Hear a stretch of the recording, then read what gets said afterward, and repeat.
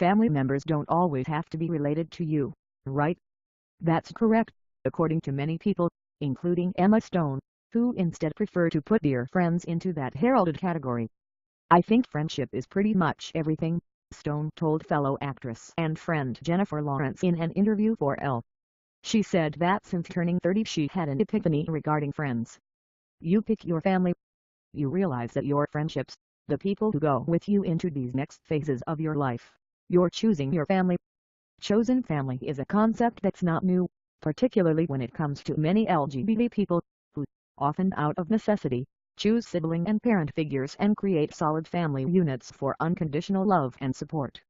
But it's an idea that's being discussed more and more in the mainstream, through books, blogs, and discussions with celebrities like Stone and Jennifer Aniston, who has said, "We come from homes far from perfect, so you end up almost parent and sibling to your friends, your own chosen family."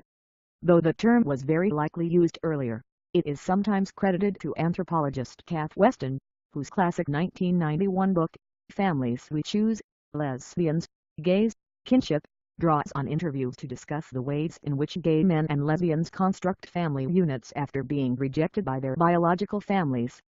That cultural phenomenon was unpacked on mainstream TV recently with the FX series Pose, which is about the drag ball scene of the late 1980s in New York City and depicts the houses, or created families, that emerged out of necessity.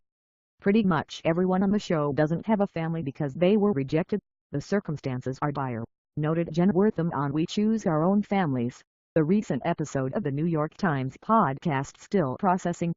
On the show, she and co-host Wesley Morris talk about how characters on Pose, as with LGBT people in real life, are kicked out of their houses and wind up homeless because they are queer. It's the first TV show, Wortham noted, that has encapsulated the idea of the chosen family, or the people that you tend to rely on in lieu of a biological family. Several years ago, market research by MetLife Mature Market Institute in conjunction with the American Society on Aging found that 64% of the LGBT boomers surveyed said they have a chosen family, defined as a group of people to whom you are emotionally close and consider family even though you are not biologically or legally related. The findings illustrated how images of a conventional nuclear family in advertising could be less impactful than more diverse family images. And that can be true across the board, LGBT or not. It seems like a good moment to pause in praise of our chosen family, otherwise known as our friends, wrote Courtney Martin for an Unbeing column, in praise of chosen families, in honor of the always fraught holiday season. It is our families that shape us from the very beginning, but it is our friends that truly define us down the road.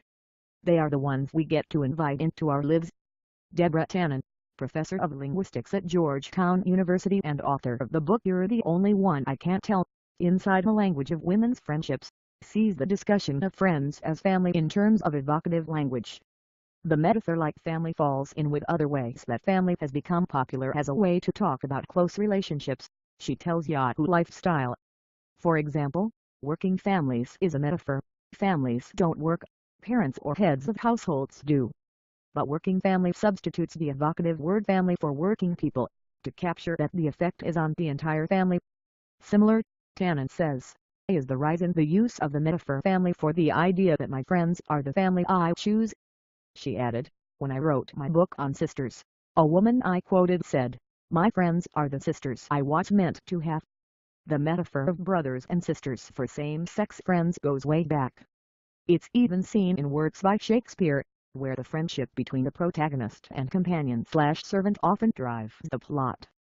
Recently, Connecticut-based psychologist Barbara Greenberg said she has noticed the importance of close companions being cited in studies on longevity prediction. The studies note that having a support system is an important factor in achieving a long life, she told Yahoo Lifestyle. It doesn't say family. We used to say family, but a lot of people have very problematic patterns with family members, she says. We can have much healthier relationships with friends. Greenberg says she often hears that a lot of people feel mismatched with their family but that with friends, you can sort of make a place, within your tribe, where you feel you belong.